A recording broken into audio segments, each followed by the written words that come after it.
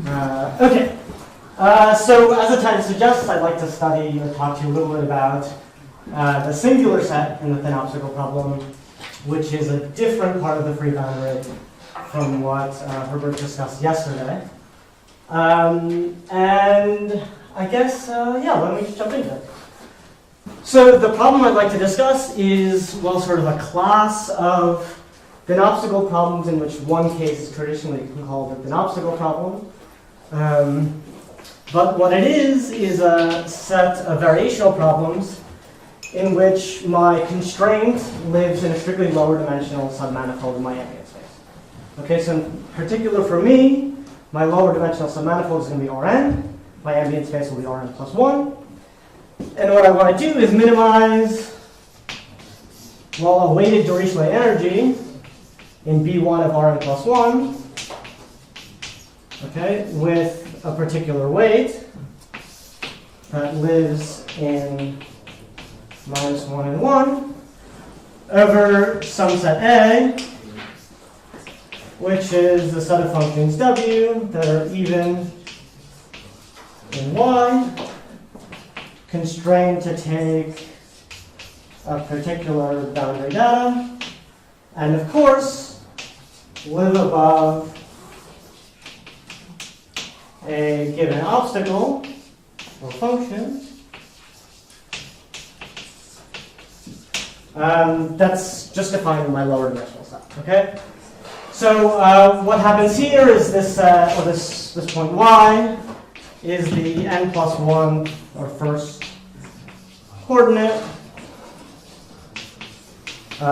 say x in Rn plus 1.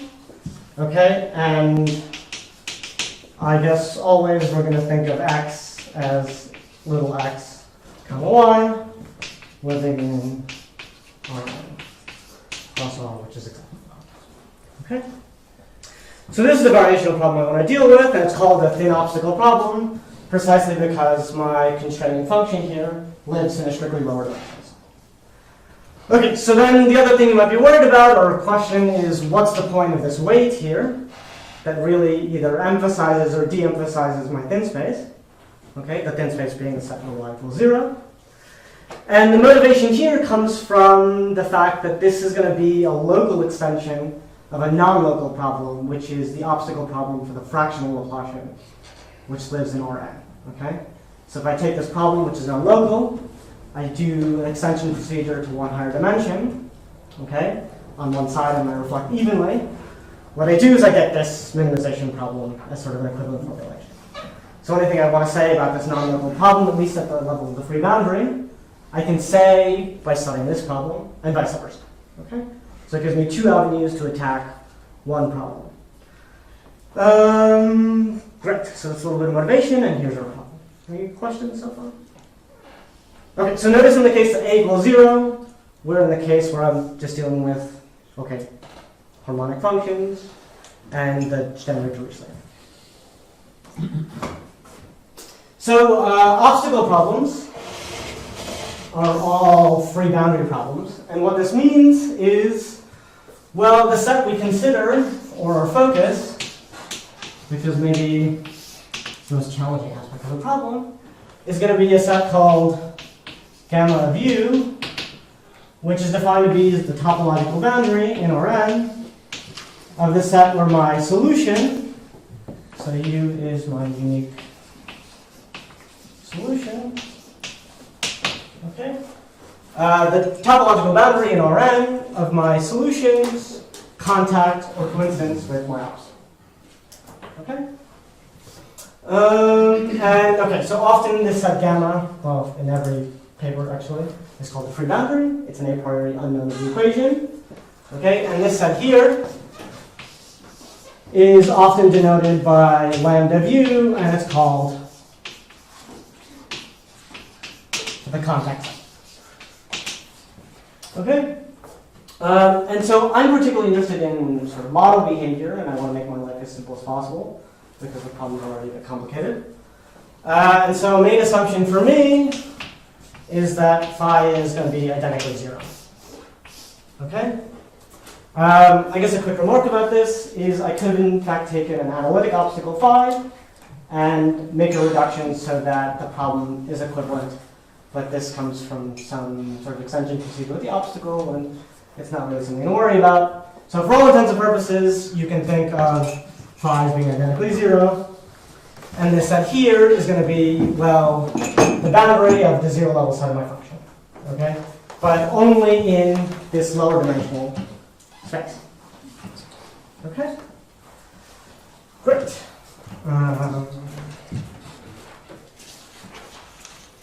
Okay, so now that we've got sort of the problem outlined and the focus of our study well noted, how do I do this? I think I chose the wrong board, didn't I?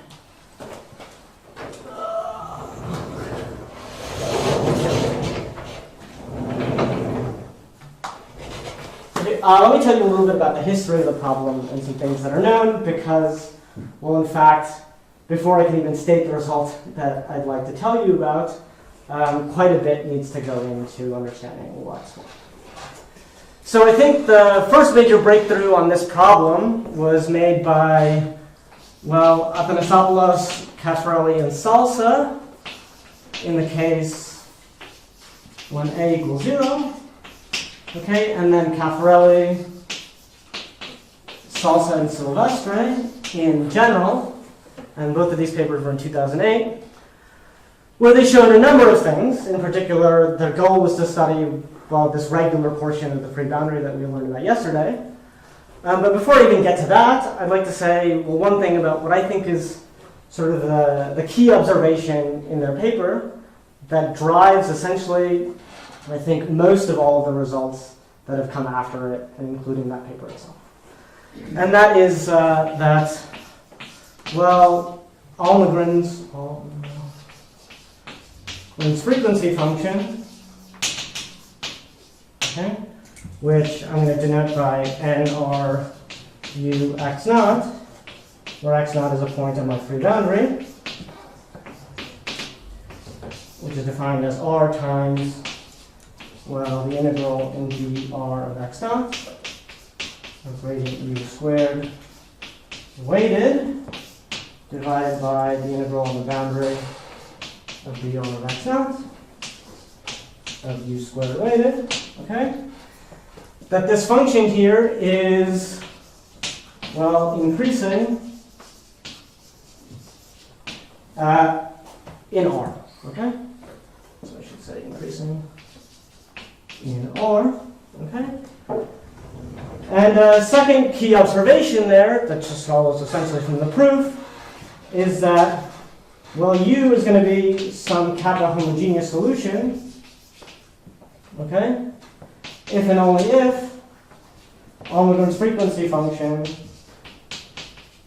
at this point is going to be identically equal to kappa. Okay? So you say, okay, well, why do I care about this monotonicity result, right? What does it give me? And so what it gives me is it gives me a notion of compactness, right? If I basically rescale my function by some sort of L2 rescaling, I'm going to be able to say that, well, this set is going to be pretty compact in W12. Okay, so why do we care? Well, if I consider the rescalings U r x naught for r greater than 0, I'll define on the second is weakly pretty compact in W12 locally of Rn plus 1 with my weight. Okay, and you say, well, what's this set? So this is, I translate to my point x naught, I rescale by R, and then I divide by, well, 1 over Rn plus A dvr of x naught of u squared y to the a to the 1. Okay? Which is exactly what we should do based on this formula.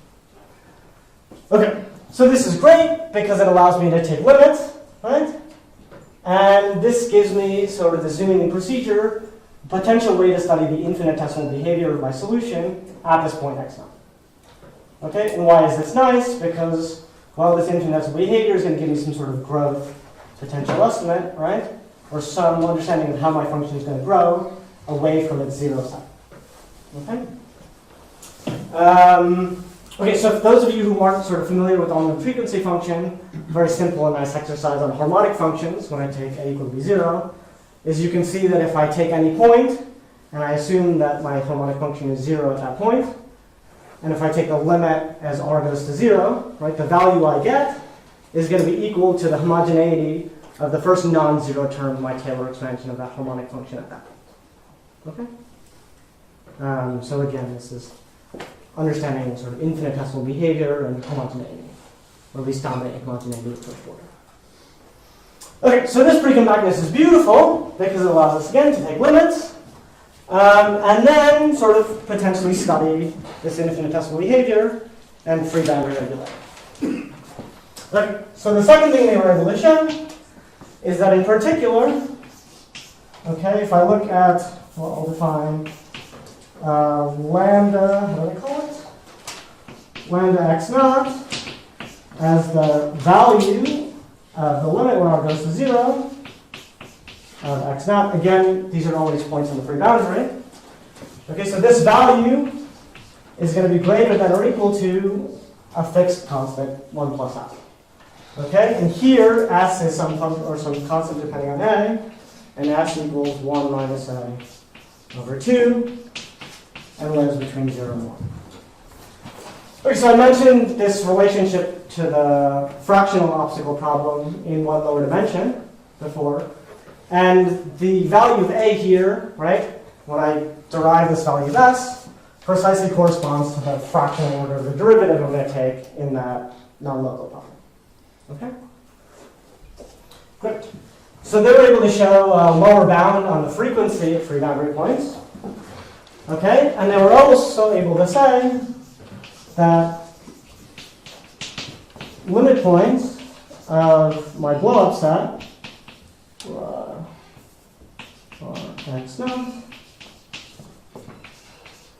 as r converges to 0, right, are going to be lambda x naught homogeneous solutions to my problem. Okay, I didn't call that anything. Okay.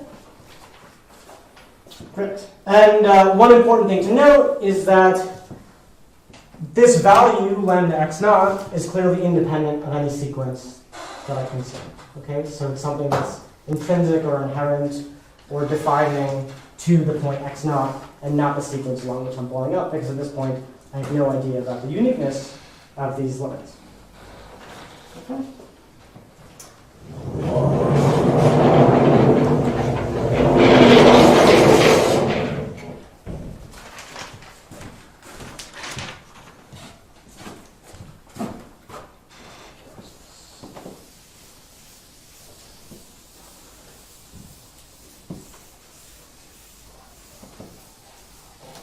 Okay, so a third thing they were able to show was an optimal regularity result for my solution, okay? Which says that my solution is going to be C1s, say in B1 half, but only up to the thin space on either side, right? And not across. And if I want to understand the regularity across, I'm only going to get Lipschitz. Okay, and this is optimal. And we'll see an example in a moment about this optimal regularity. Okay? And the fourth thing they were able to do, which is well related to this free boundary, is say, okay, well, if I consider the free boundary points where my frequency is precisely 1 plus s, or of lowest value, okay, this set here is going to be a C1 alpha for some alpha between 0 and 1, n minus 1 dimensional submanifold of Rn. Okay?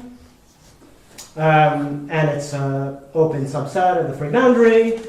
Each point in particular at this level has a unique blow-up, and the blow-up profile is going to be on for the first example, and that's going to be given by, well, some direction in the sphere sitting in my lower dimension times my value little x to the plus to the 1 plus x. So this is going to be in the set y equals 0. Okay? So this is sort of the behavior when y equals 0 of this function, or sort of my solution, at least the first order at all these points. Okay? Great. And I guess if you want a picture of that, I can give you one. Let's see. So this will be R. Oh, maybe I should say T. T1 plus S.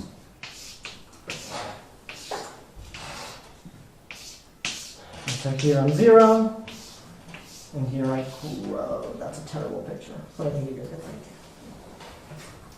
the idea. So you might say, okay, what does this look like in the full space? Well, I don't have the capability to draw in more than 2 dimensions, so I'll give you the profile in 2 dimensions, which is, again, this, and then I get this funny sort of potato chip. That's terrible again. Yeah, we'll just do that.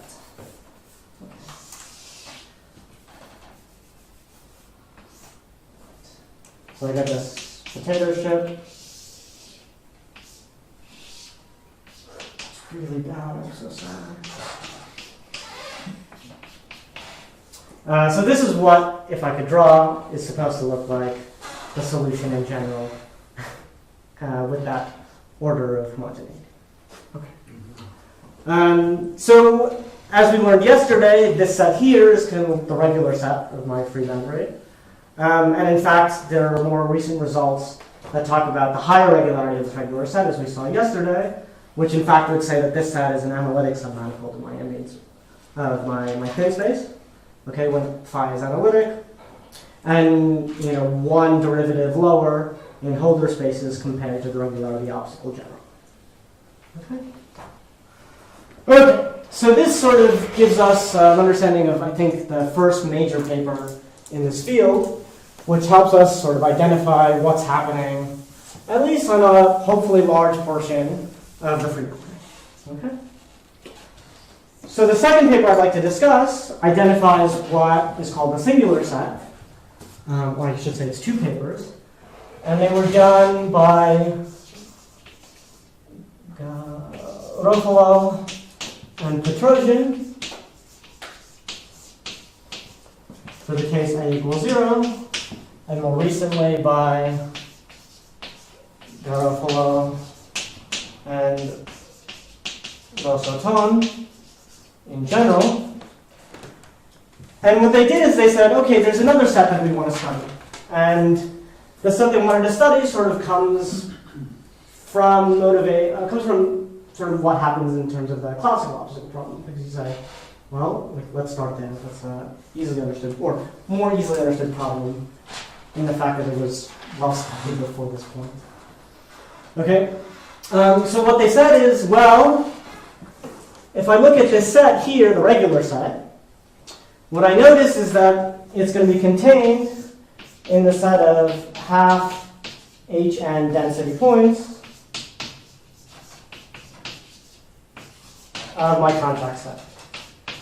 Okay?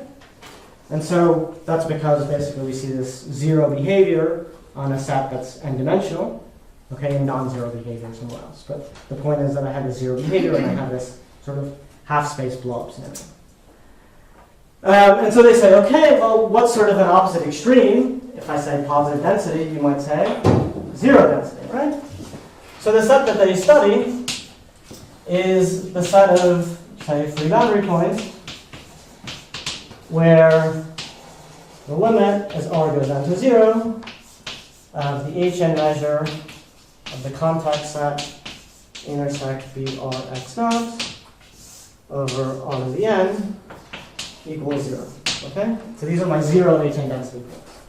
And remember, why am I considering Hn? Because my thin space is n-dimensional. Okay?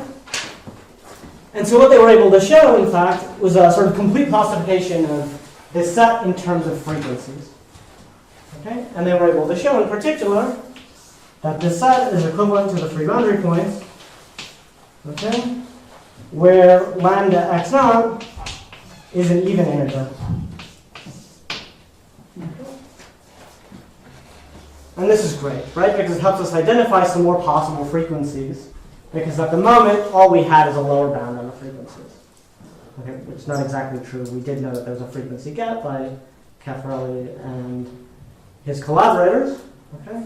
But for all intents and purposes, right, we didn't know very much about anything else besides 1 plus x. Okay? Okay, so in particular, this set here is called the singular set in the literature. Okay? And in addition to this classification in terms of frequencies of these zero density points, okay, what they were able to show, in fact, was sort of difference in rescaling, but sort of a blow-up argument which said that if I look at the rescalings where I translate to my free boundary point that's singular, okay, so x is of even frequency, say, okay, and I make the homogeneous rescaling with kappa in 2n and lambda x naught equal kappa, okay. This guy here is going to converge locally uniformly to some polynomial, which I'll call p star x naught. Okay? And this guy here is going to be a kappa homogeneous, as I said, solution to my problem, which in particular by Liouville theorem says it's a polynomial. Okay? And the point here is that this is very nice because this guy, as opposed to the blow-up I got with my other rescalings, even though they're both unique, right? They differ by a constant, but this constant depends on the point, right? And this guy is, well, more close or truly representing the first order of my Taylor expansion of my function at that point, because I haven't normalized the L2. And then with this identification, they were actually able to prove a short for this singular set. Okay?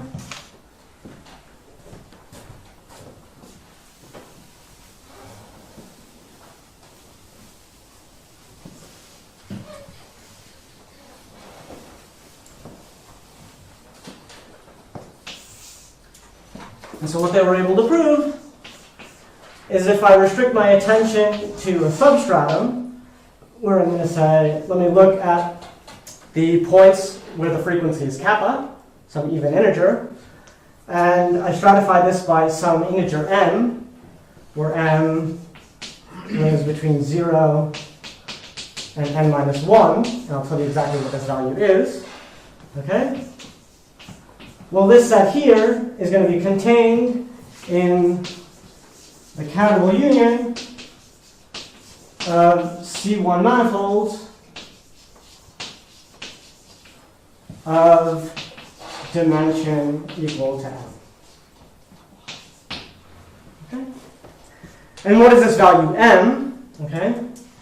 So n is going to be the dimension of the spine of my polynomial, p star x naught. Okay? And what is the spine? This is the directions, or sort of the linear space, of translation in varying directions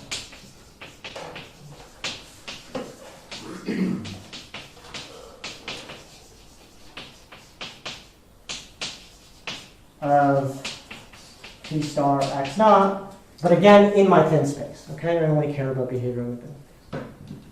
Okay.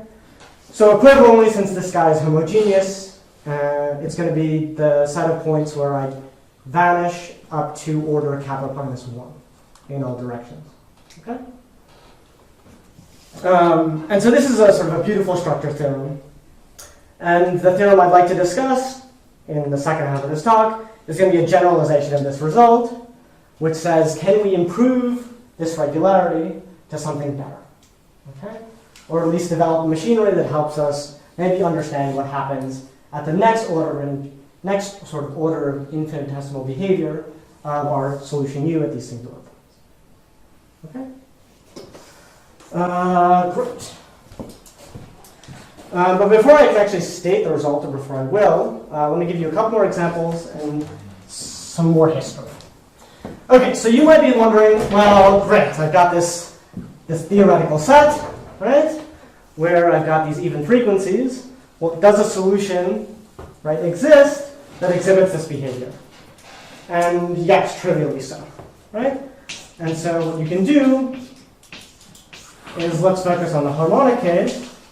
Let's take A equals 0, and let's focus in R3.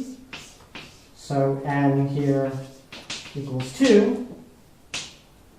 Okay? And what I want to do is I want to take the polynomial x1 squared, x2 squared, and then extend this harmonically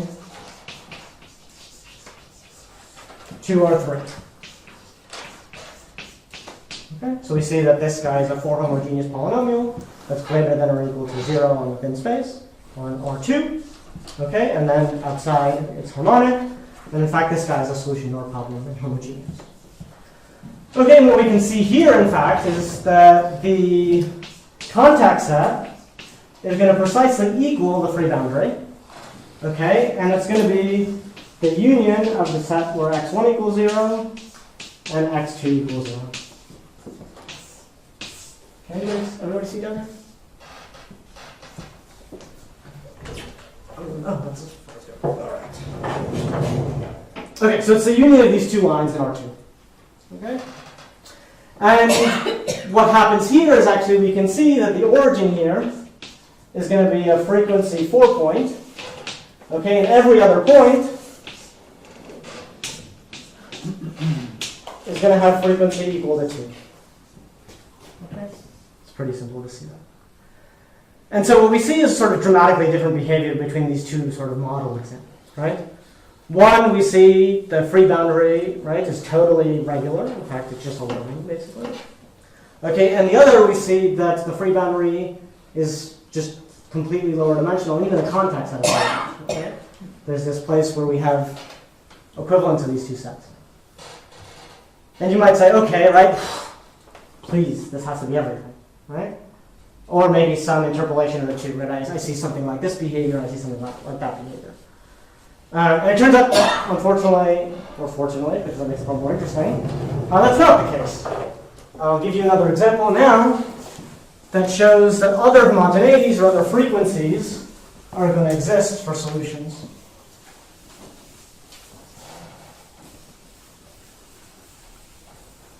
Okay, so here again, right, we're going to just work in the case A equals 0 for simplicity. And now we're going to work in R2 with R1, or R being my thin space. And what I can consider, as we saw before yesterday, right, is going to be the real part of x plus iy to the 2j minus 1/2. Okay, is it minus or minus? For all j integers. Okay? So this is a homogeneous harmonic guy, right? That's non-zero in my thin space, as we learned yesterday. Okay, and in particular, it has homogeneity, well, not an integer, and not 3/2. Okay, well, I guess when j equals 1 for higher j. So this exhibits sort of 3 distinct behaviors of homogeneous solutions, right? And potentially maybe tells us there are lots more guys. Right? We have no idea. And this is a major open question in the field, which is to classify, well, all the homogeneous solutions to this problem and their possible frequencies. And I think if you can do that, we'd all be a little jealous but very happy. Okay. So I said that this is a major open question, and at the moment, we don't really know much about it, but that's a lie, in fact, because most recently there's a very nice paper by one of the co-organizers, unfortunately not here, Emanuele Spadaro, and a collaborator of his, Matteo Focardi, where they were able to say that outside of a strictly lower dimensional subset of my free boundary, which they first show is actually hn minus 1 rectifiable, right? The frequencies are in fact discrete, okay, countable but discrete, and or basically what would we accept? Well, basically these values plus another family that, well, are kind of fun. But the point is that, right, they've essentially classified frequencies outside of the strictly lower dimensional set. Okay, so from a measure theory point of view, I think a lot of people are quite happy. Okay, and in fact, this result is also interesting. Yes. By hn minus 1 rectifiable is in codimension 2. So this is codimension 2 because the problem is in Rn plus 1, right? And so the set where they can't say anything is at most hn minus 2. Yeah. Okay, or dimensional. And so, okay, so another important characteristic about this result, I think, is that this is the first time where we actually see that the free boundary has the right size for it to be called a boundary, right, in Rn plus 1, or sorry, in Rn. Because at the moment, we had no idea, right, that it could be sort of full dimensional, i.e. n-dimensional in other portions. Okay? So you might say, okay, all these frequencies exist, and other frequencies may exist, and we don't know. So one might hope for a sufficient condition that might, say, make it impossible for lots of frequencies to exist.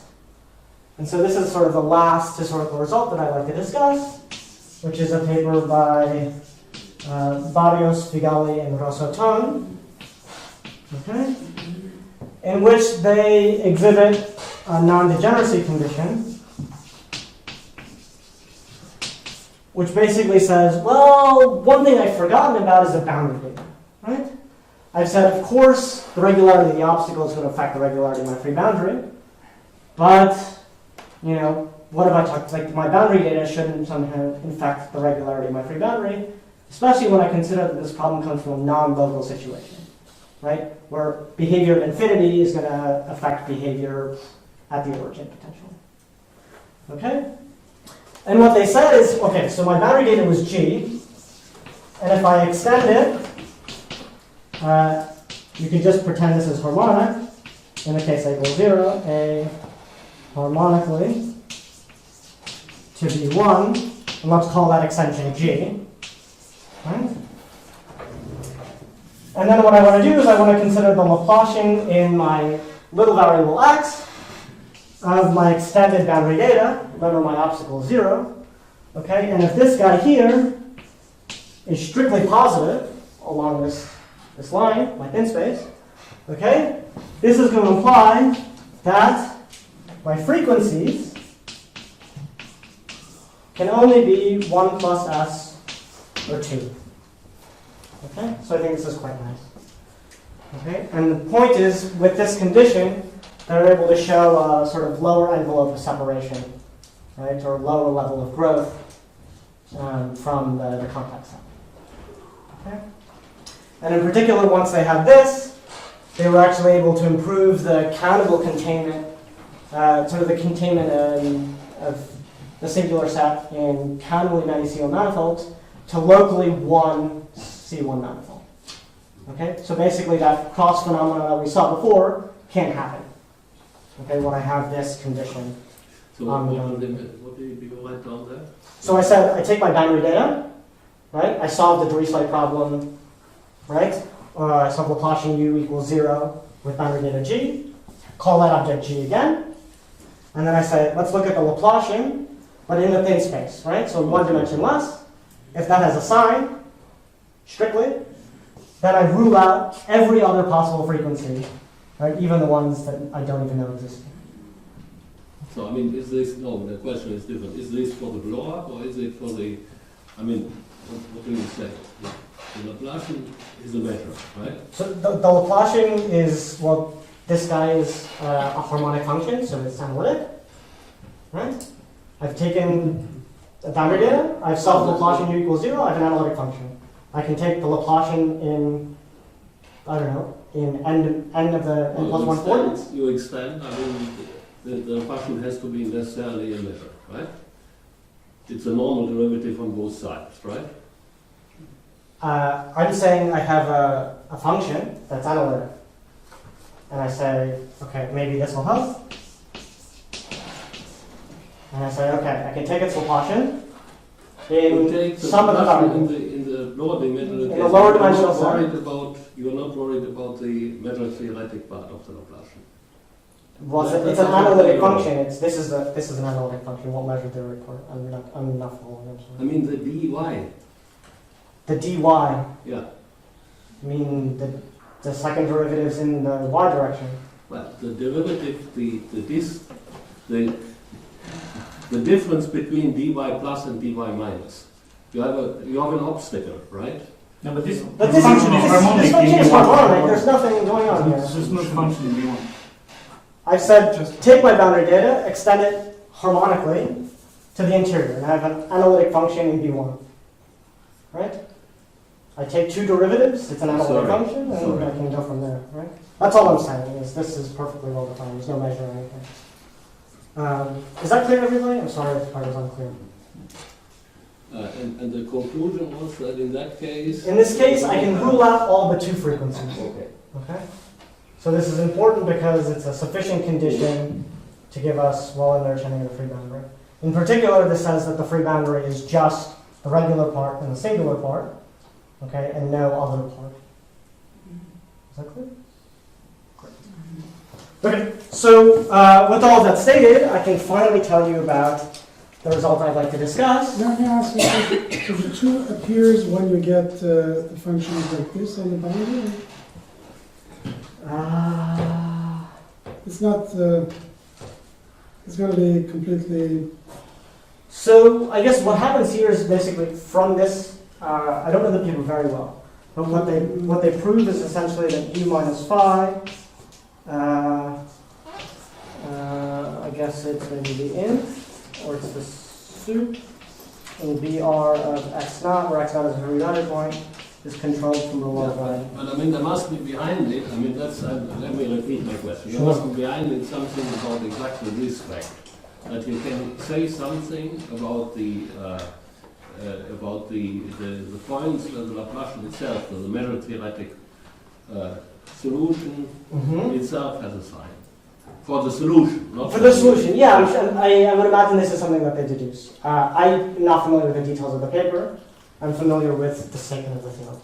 the statement, right? But obviously it has something to do with that. Yes, right? absolutely. I mean, if I were to try to prove that, this is something I would expect is what's happening. Yeah, totally. No, that's perfectly correct. Okay.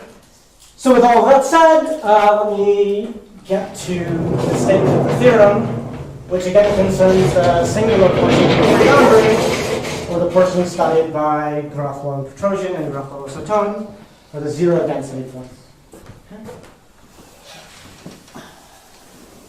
No, are these all the three halves?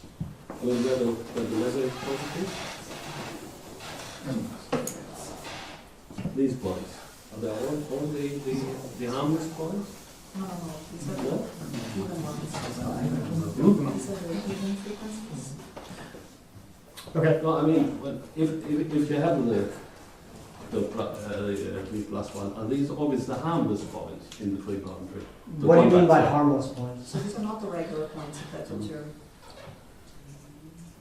Yeah, I mean, these are the non-regular points, but the other ones plenty are the regular points, right?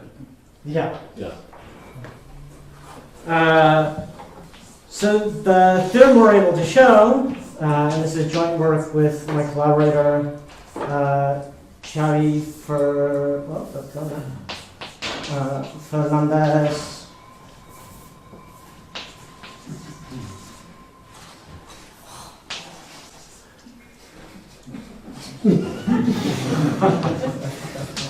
Yeah. You need the paper? Says, okay, I'm going to restrict my attention to the singular set. Okay, and in particular, I'm going to restrict my attention to the non-degenerate setting. So in the non-degenerate setting, let me make sure I like it. What happens is, okay, so 1, I already know that I only have frequency 1 plus s, and 2. 1 plus s corresponds to the regular port, so I don't care about it. And, well, because perfectly well understood. And so the only thing I care about is the frequency 2 points. So if I look at sigma m2, okay, and I throw away an exceptional set, which is of dimension at most m minus 1, okay, this guy is going to be locally contained in a single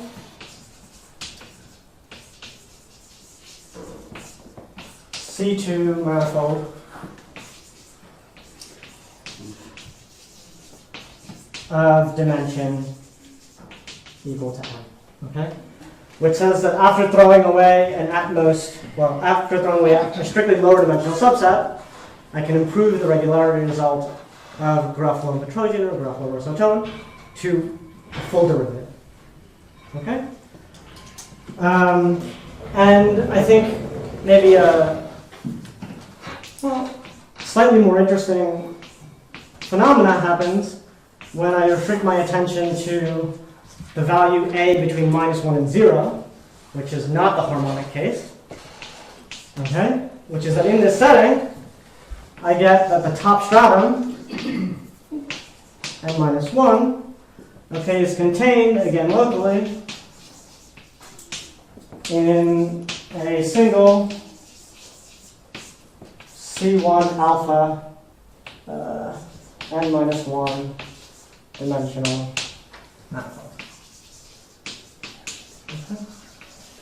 And why I say this is particularly interesting is because up until this moment, right, every proof that you see or every paper that we've seen, at least as far as I understand, has been able to treat all of the values of A uniformly in the proofs, right? You basically say, okay, I've got an A2 weight, and everything else stays the same.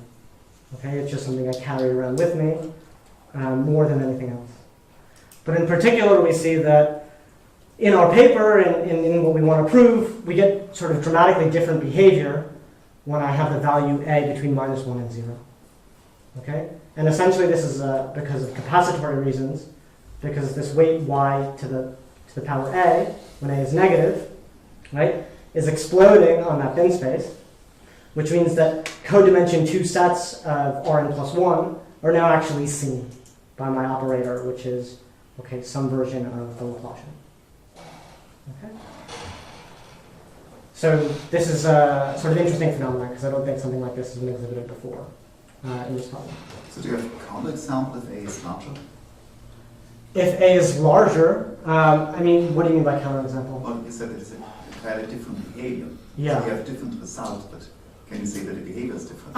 So can I say that I don't have a full jump? At the moment, no. But if I consider what happens in the obstacle problem and recent work by Alessio Figali and Joachim Serra, you would expect different behavior based on a counterexample they're able to prove to an analogous result. Okay? And so, okay, so this is the non-degenerate setting, and you say, well, okay, what about the degenerate setting, or the setting in general? Can I say something? And the answer is yes. Just a second. So there, you mean this funnel sort of counterexample they have there? All right. This sort of funnel-like Yeah. example. But how does that? So So here you would like to say that you only have this sort of rectifiability by Arshak and so on. And what I'd like to say is basically that there are points here, right, where I actually can't contain. Right, there's a set of points that I can't contain them better than a C1, say, log epsilon. Okay, C1. so that one you would So say. that would be right the counterexample in that sense. But also there's the question of this single, right? So the single is going to come directly from the behavior that I have these frequencies potentially building up. There's all this cross phenomena, right? And I know that in the non-degenerate setting, this cross phenomena can't happen.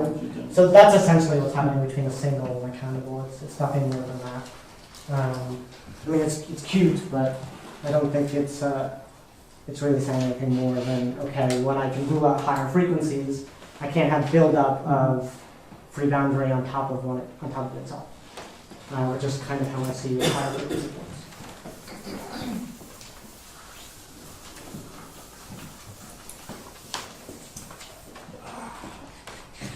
Okay, and then we say, all right, in general,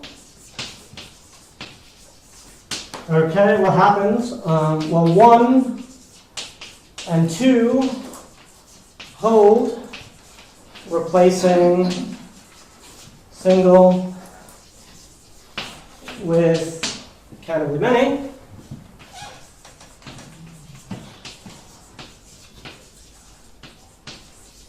Okay.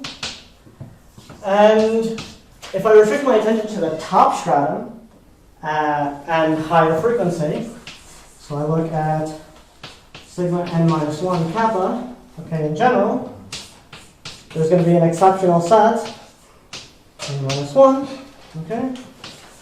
This guy has dimension at most n minus 2, okay? And this guy is contained in countably many C2 manifolds of dimension n minus 1. Okay? And in general, right, if I just look at the full top stratum, this guy will be contained in countably many C1 alpha kappa n minus 1 dimensional manifolds. Okay? So it says that if I throw away a strictly lower dimensional subset of my top stratum, which is a strictly lower dimensional subset of the entire singular set, I can improve my containment to C2. And generically, the top stratum will always be contained in something better than C1, but our Holder continuous directly C1. Okay. In case 2, is that locally the whole free boundary? So I'd say in every ball, there's a neighborhood in which I have one manifold. So I mean, I can't say that right as I move to the boundary of the ball. Sure, but locally there's only one. only this, so there's no interior of the contact set. Yeah. In the singular portion, right? There's still a regular portion that could exist. But that would, I mean, that's always the case because it's zero Sure, density, right? but if you had a set of the sigma 2n minus 1, then you know that's not the regular. Yeah. That's not the regular set, so if it's all that you have, Yeah. then there's no interior of the contact set. Yeah. But I mean, but it also rules out like behavior like this, right? Yeah, sure. So it's exactly what you're saying, but also this is yes, but there's no interior. So you have no free boundary problem anymore locally. Yeah. Exactly. But in higher dimension, other sets Yeah, no, that's right, exactly. There's no free boundary problem. But from other direction, there are possibilities of interior sets coming in. Meaning something like this? Yeah, sort of. Yeah. That's not possible? So, I mean, this is possible, right? Because there's a single manifold that's and minus one dimensional, and then I have my regular portion. So I even ruled out this phenomenon. That would be crazy. Very cool. I don't think it's possible. And also, why not? I mean, I don't know. because Yeah. it can come from other direction, which has this non-degenerate, it can sort of blow up to just a line. Yeah. I wish I had an answer for that question. Could it happen that the set is just a point? I mean, if these things go to In one dimension, you can take the x squared. Yeah. That's just one point. Yeah. And then in higher dimension, you can Just things are coming in a blow-up regime, they will disappear. And it creates just, again, one-dimensional example. so I This one I don't understand. think I'm out of time. Example? X squared. As the diagram going back. So unfortunately, I'm out of time, so I can't tell you anything about the proof of this result. Because you guys are also asking so many questions, so I think it's your fault. It's interesting.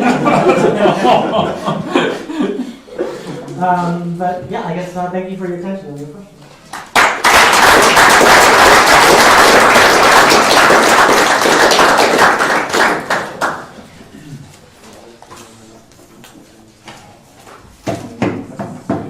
No, questions, I guess. Yeah, Yeah. so I have a question. What's the proof? Exactly. What's the question? No, so I mean, I remember the paper by Arshak and Nicola, and they invent this monotonicity formula.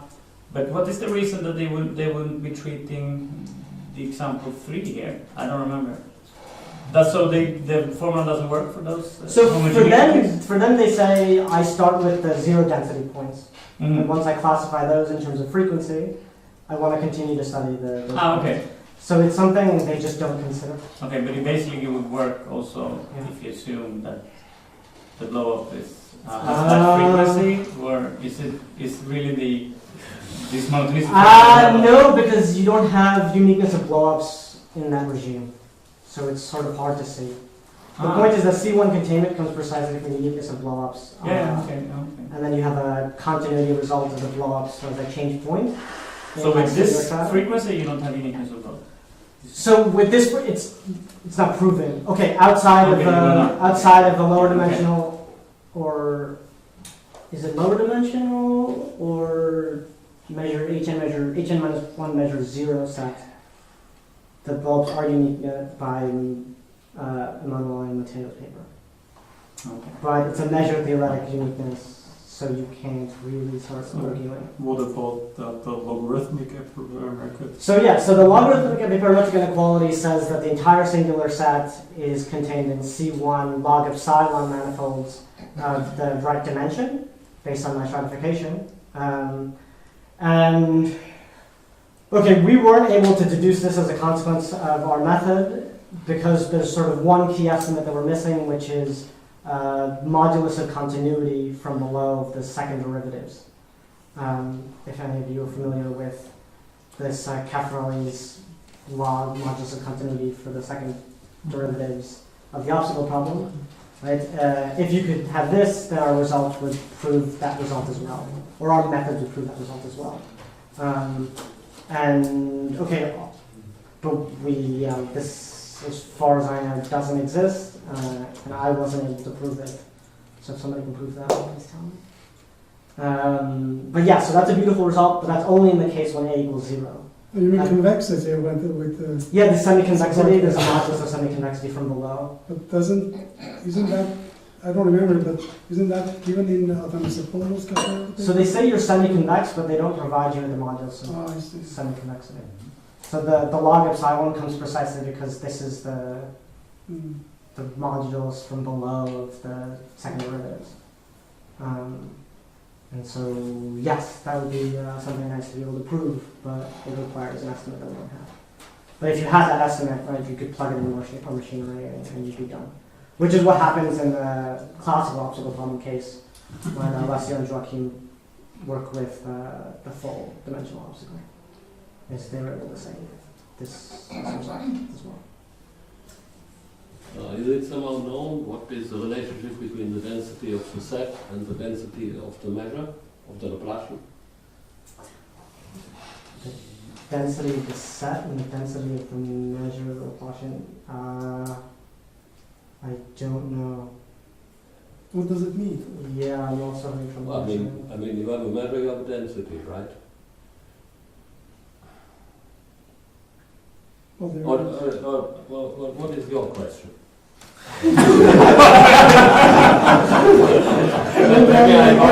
I'm not giving you the word Okay, yeah, okay. I mean, I was just wondering. Yeah, what you're saying, Laplacian, and because Laplacian is going to exist only, the support is on this fixed boundary. Yeah, Right, Yeah, but, so and that- the question is, I mean, what do we know about this, and does it make a difference? Yeah, I don't know, but I think, understanding that would be helpful, and because it's related to your first question about how do they prove the non-degeneracy condition. It's going to be related to that. Any other questions? No, then let's thank you.